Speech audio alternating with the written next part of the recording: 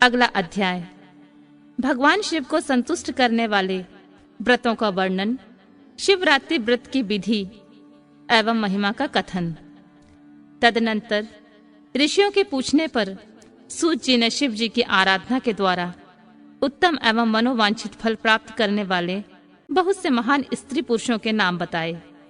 इसके बाद ऋषियों ने पूछा, व्यास शिष्य, किस व्रत से संतुष्ट हो भगवान शिव उत्तम सुख प्रदान करते हैं? जिस व्रत के अनुष्ठान से भक्तजनों को भोग और मोक्ष की प्राप्ति हो, उसे आप विशेष रूप से वर्णन कीजिए। सूत जी ने कहा, महर्षियों, तुमने जो कुछ पूछा है वही बात किसी समय ब्रह्मा, विष्णु और पार्वती ने भगवान शिव से पूछी थी। इसके उत्तर में शिव जी ने जो कुछ कहा वह मैं तुम लोगों को बता रहा हूँ। भगवान शिव बोले, मेरे बहुत से व्रत हैं जो भोग और मोक्ष प्रदान करने वाले हैं। उनमें मुख्य 10 व्रत हैं जिन्हें जवाल श्रुति के विद्वान दशचेय व्रत कहते हैं। द्विजों को सदा यत्न पूर्वक इन व्रतों का पालन करना चाहिए। हरे, प्रत्येक अष्टमी को केवल रात में ही भोजन करें। विशेषतः कृष्ण पक्ष की अष्टमी को भोजन का सर्वथा त्याग कर दें। शुक्ल पक्ष की एकादशी को भोजन छोड़ दें, किंतु कृष्ण पक्ष की एकादशी को रात में मेरा पूजन करने के पश्चात भोजन किया जा सकता है। शुक्ल पक्ष की त्रयोदशी को तो रात में ही भोजन करना चाहिए, परंतु कृष्ण पक्ष की चतुर्दशी को शिव व्रतधारी पुरुषों के लिए भोजन का सर्वथा निषेध है। दोनों पक्षों में प्रत्येक सोमवार को प्रयत्न पूर्वक केवल रात में ही भोजन करना चाहिए।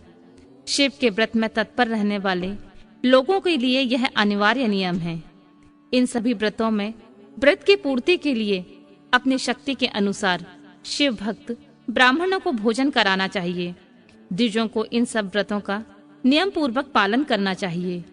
जो द्विज इनका त्याग करते हैं वे चोर होते हैं। मुक्ति मार्ग में प्रवीण पुरुषों को मोक्ष की प्राप्ति कराने वाले 4 व्रतों का नियम पूर्वक पालन करना चाहिए। ये 4 व्रत इस प्रकार हैं: भगवान शिव की पूजा, रुद्र मंत्रों का जाप, शिव मंदिर में उपवास तथा काशी में मरण। ये मोक्ष के सनातन मार्ग हैं। सोमवार की अष्टमी और कृष्ण पक्ष की चतुर्दशी, इन दोनों तिथियों को उपवास पूर्वक व्रत रखा जाए तो वह भगवान शिव को संतुष्ट करने वाला होता है, अथवा इसमें विचार करने की आवश्यकता नहीं है। हरे, इन चारों में भी शिवरात्रि का व्रत सबसे अधिक बलवान है। इसलिए भोग और मोक्ष रूपी फल की इच्छा रखने वाले लोगों को मुख्यतः उसी का पालन करना चाहिए। इस व्रत को छोड़कर दूसरा कोई मनुष्य के लिए हितकारक व्रत नहीं है।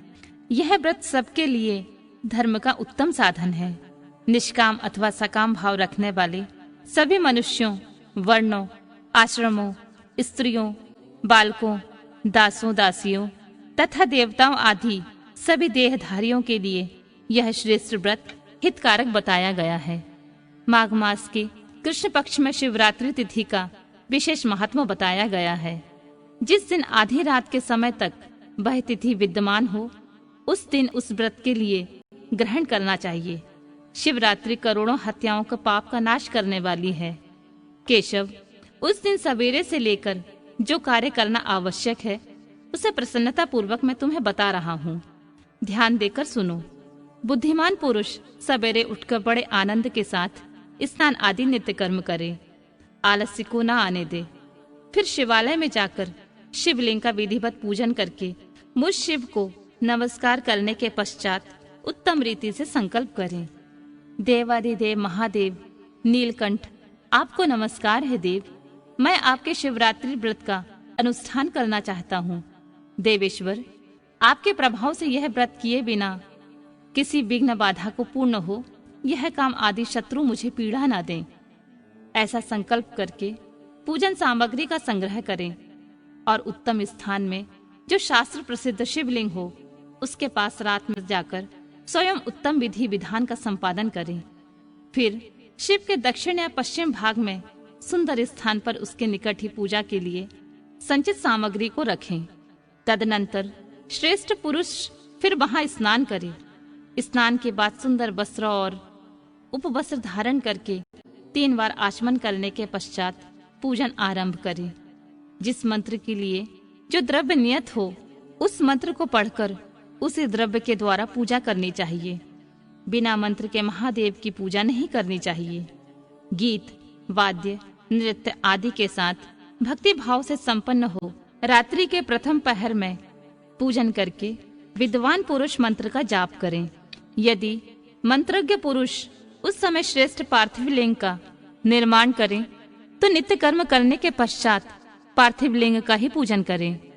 पहले पार्थिव बनाकर पीछे उसकी विधिवत स्थापना करें। फिर पूजन के पश्चात नाना प्रकार के स्तोत्रों द्वारा भगवान वृषभध्वज को संतुष्ट करें। बुद्धिमान पुरुष को चाहिए कि उस समय शिवरात्रि व्रत के महात्म का पाठ करें।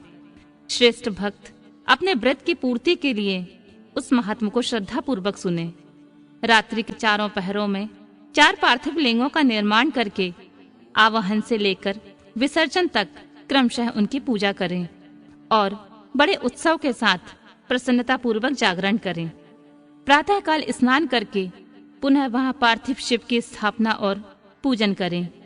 इस तरह व्रत को पूरा करके हाथ जोड़ के मस्तक झुकाकर बारंबार नमस्कार पूर्वक भगवान शंभु से इस प्रकार प्रार्थना करें। महादेव, आपकी आज्ञा से मैंने जो यह व्रत ग्रहण किया था, स्वामिन, वह परम उत्तम व्रत पूर्ण हो गया है। अतः अब उसका विसर्जन करता हूँ। देवेश्वर सर्व यथाशक्ति किए गए इस व्रत से आप आज मुझ पर कृपा करके संतुष्ट हो। तत्पश्चात शिव को पुष्पांजलि समर्पित करके विधि पूर्वक दान दें। फिर शिव को नमस्कार करके व्रत संबंधी नियम का विसर्जन कर दें।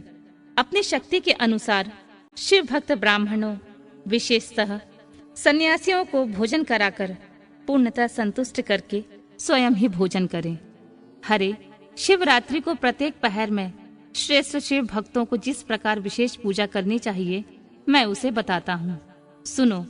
प्रथम पहर में पार्थिव शिवलिंग की स्थापना करके अनेक सुंदर उपचारों द्वारा उत्तम भक्ति भाव से पूजा करें। पहले गंध, पुष्प आदि 5 द्रव्यों द्वारा सदा महादेव जी की पूजा करनी चाहिए। उस द्रव्य से संबंध रखने वाले मंत्र का उच्चारण करके पृथक पृथक वह द्रव्य समर्पित करें। इस प्रकार द्रव्य समर्पण के पश्चात भगवान शिव को जलधारा अर्पित करें। विद्वान पुरुष चढ़े हुए द्रव्यों को जलधारा से ही उतारें। जलधारा के साथ साथ 108 मंत्र का जाप करके वहां निर्गुण सगुण रूप शिव का पूजन करें। गुरु से प्राप्त हुए मंत्र द्वारा भगवान शिव की पूजा करें। अन्यथा नाम मंत्र द्वारा सदा शिव का पूजन करना चाहिए। विचित्र चंदन, अखंड चावल और काले तिलों से परमात्मा शिव की पूजा करनी चाहिए। कमल और कनेर के फूल चढ़ाने चाहिए। 8 नाम मंत्रों द्वारा शंकर जी को पुष्प समर्पित करें। वे 8 नाम इस प्रकार हैं: भव, शर्व, रुद्र, पशुपति, उग्र, महान, भीम और ईशान। इनके आरंभ में श्री और अंत में चतुर्थी विभक्ति जोड़कर श्री भवाय नमः इत्यादि नाम मंत्रों द्वारा शिव का पूजन करें। पुष्प समर्पण के पश्चात धूप, दीप और नैवेद्य निवेदन करें। पहले पहर में विद्वान पुरुष नैवेद्य के लिए पकवान बनवा लें। फिर श्री फल युक्त विशेषार्घ्य देकर तांबूल समर्पित करें। तदनंतर नमस्कार और ध्यान करके गुरु के दिए हुए मंत्र का जप करें। गुरु दत्त मंत्र ना हो तो पंचाक्षर नमः शिवाय मंत्र के जप से भगवान शंकर को संतुष्ट करें। धेनु मुद्रा दिखाकर उत्तम जल से तर्पण करें।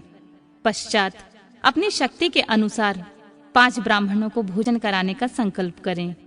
फिर जब तक पहला प्रहर पूरा ना हो तब तक महान उत्सव करता रहे। दूसरा प्रहर आरंभ होने पर पुनः पूजन के लिए संकल्प करें, अथवा एक ही समय चारों प्रहरों के लिए संकल्प करके पहले प्रहर की भांति पूजा करता रहे। पहले पूर्वोक्त द्रव्यों से पूजन करके फिर जल धारा समर्पित करे। प्रथम प्रहर की अपेक्षा दुगने मंत्रों का जप करके शिव की पूजा करे। पूर्वोक्त तिल, जौ तथा कमल पुष्पों से शिव की अर्चना करे। विशेषतः बिल्व पत्रों से परमेश्वर शिव का पूजन करना चाहिए। दूसरे प्रहर में बिजौरा नींबू के साथ अर्घ देकर खीर का नैवेद्य निवेदन करें। जनार्दन, इसमें पहले की अपेक्षा मंत्रों की दुगनी आवृत्ति करनी चाहिए। फिर ब्राह्मणों को भोजन कराने का संकल्प करें। शेष सब बातें पहले की भांति ही तब तक करता रहे जब तक दूसरा प्रहर पूरा ना हो जाए।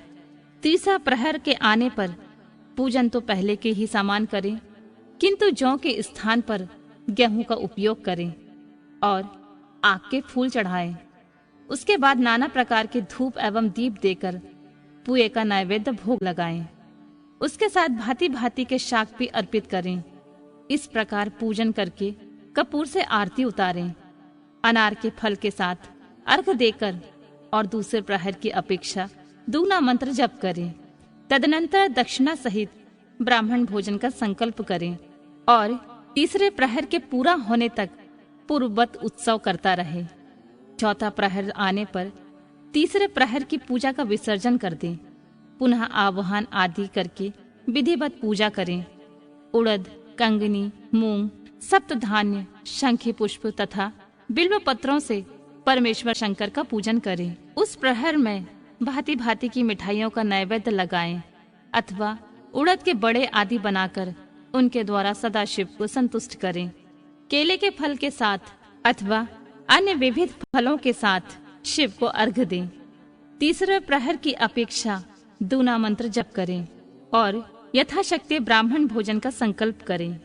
गीत, वाद्य तथा नृत्य से शिव की आराधना पूर्वक समय बिताएं।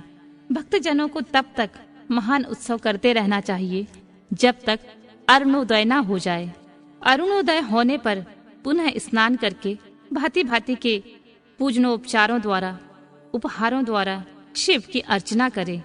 तत्पश्चात अपना अभिषेक कराएं, नाना प्रकार के दान दें और प्रहर की संख्या के अनुसार ब्राह्मणों तथा सन्यासियों को अनेक प्रकार के भोज्य पदार्थों का भोजन कराएं।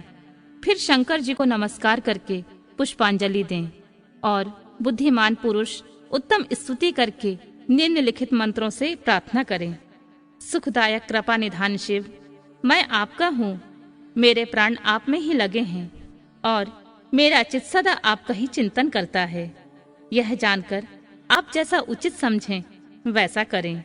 भूतनाथ, मैंने जानकर या अनजाने में जो जप और पूजन आदि किया है उसे समझकर दया सागर होने के नाते ही आप मुझ पर प्रसन्न हो। इस उपवास व्रत से जो फल हुआ है उसी से सुखदायक भगवान शंकर मुझ पर प्रसन्न हो।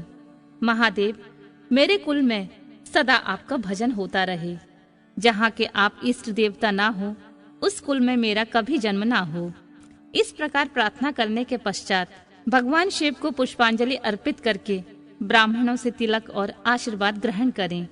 तदनंतर शंभु का विसर्जन करें। जिसने इस प्रकार व्रत किया हो उससे मैं दूर नहीं रहता। इस व्रत के फल का वर्णन नहीं किया जा सकता। मेरे पास ऐसी कोई वस्तु नहीं है जिसे शिवरात्रि व्रत करने वाले के लिए मैं ना दे डालूं। जिसके द्वारा अनायास ही इस व्रत का पालन हो गया उसके लिए भी अवश्य ही मुक्ति का बीज बो दिया गया। मनुष्यों को प्रतिमास भक्ति पूर्वक शिवरात्रि व्रत करना चाहिए। तत्पश्चात इसका उद्यापन करके मनुष्य सांगोपांग फल लाभ प्राप्त करता है।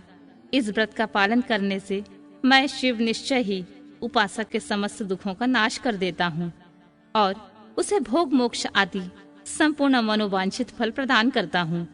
सूत जी कहते हैं, महर्षियों, भगवान शिव का यह अत्यंत हितकारक और अद्भुत वचन सुनकर श्री विष्णु अपने धाम को लौट आए।